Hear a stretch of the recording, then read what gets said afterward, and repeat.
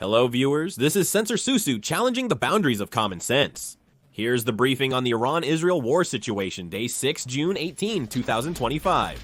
Iran's supreme leader, Ali Khamenei, firmly rejected President Trump's demand for Iran's unconditional surrender and threatened that if the United States intervenes in the Iran-Israel war, the United States would also become a target. Iran is currently assessed to have no desire to negotiate an end to the war.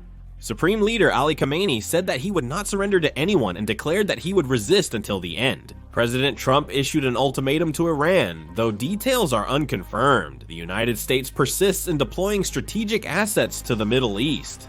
The British Air Force has relocated its aircraft to the Middle East, according to current confirmations. The Omani Navy and the United Arab Emirates Joint Navy have reportedly left their ports, preparing for operations. The strategic assets currently being concentrated in the Middle East are as follows: 3 United States aircraft carriers, 1 British aircraft carrier, 1 cruiser, 18 destroyers, 1 Ohio-class submarine, 3 littoral combat ships, 132 FA-18 Super Hornet fighter jets, 15 EA, 18G Growler electronic warfare aircraft and E-2D Hawkeye early warning aircraft, 12 E-2D Hawkeye early warning aircraft, 25 MH-60R Seahawk helicopters, 18 MH-60S Seahawk helicopters, 28 MH-60R Seahawk helicopters, and 3 MQ-8 unmanned helicopters.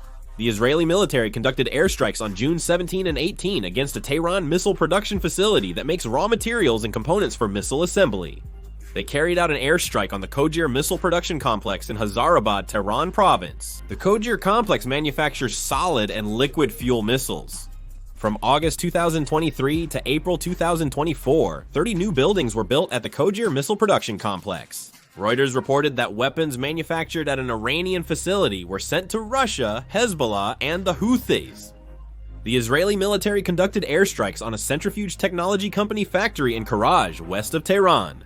The Israeli military successfully attacked and destroyed the Tehran Nuclear Research Center in Tehran and another undisclosed location. The Tehran Nuclear Research Center in Tehran contains multiple nuclear research facilities. They were carrying out plutonium separation, uranium conversion, and laser enrichment plutonium production. The Israeli military attacked sites linked to Iran's Islamic Revolutionary Guard Corps and nuclear weapons program. On June 17th, the Israeli Air Force struck Imam Hossein University in Tehran, known for its involvement in nuclear weapons technology experiments. Professors and graduate students are reportedly involved in Iran's nuclear weapons program. The location was bombed. Amid sustained damage, Iran has indicated it may pull back some troops from the western region. Iran has withdrawn from the western to the central region, confirmed by the Israeli Air Force, who continued their airstrikes. Reports confirmed that around half of Iran's ballistic missile launchers and 30 to 40% of their ballistic missile stockpile have been destroyed or used. As I always say, Iran's missile capabilities are gradually decreasing over time. The Israeli military has destroyed ballistic missile production factories with precision, avoiding collateral damage. Israel's intelligence capabilities stand out, particularly in minimizing civilian casualties by timing attacks when civilians were absent, resulting in no civilian losses. Since the conflict began, Iran has launched 1,000 drones toward Israel. Only a few dozen drones caused damage out of the total launched. The Israeli military intercepted 200 drones in Israeli airspace and 700 more outside before they could enter. The United States or Jordan reportedly intercepted communications. Zanjan province also faced ongoing attacks. The Persian Resource Research Center here produces aluminum, magnesium, zinc, and other materials. They produce materials that can be used to manufacture centrifuge rotors, which are essential for uranium enrichment. The Israeli military attacked the area. The Israeli military has been destroying Iranian Air Force bases, including a KC-707 aerial refueling aircraft and 8 attack helicopter, 1 Cobra attack helicopters. The Iranian military base has reportedly suffered significant damage. On the night of June 17th to June 18th, the Iranian military shot down an Israeli drone. This was confirmed as the first verified loss of the Israeli Air Force through video or photographs. Reports claiming that an F-35 fighter jet and others were shot down have been confirmed to be false. The Iranian military did not stand by idly either.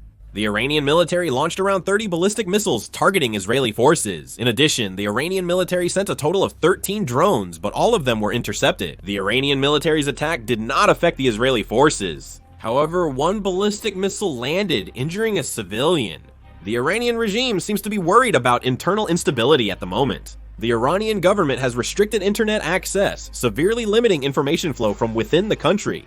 The Iranian government explained that they cut off the internet due to concerns about hacking by Mossad, but the Institute for the Study of War in the United States analyzed that it was actually done out of concern for internal instability within the Iranian regime. Also, another serious issue in Iran right now is internal instability, as oil exports from Iran have almost come to a halt since June 17. Oil exports are anticipated to drop by around 94% by the weekend's end. Reports indicate that riot police have already been sent to Tehran. The internal unrest is gradually escalating. In response, Israel appeared to support this by launching an airstrike on the Iranian police headquarters located in Tehran.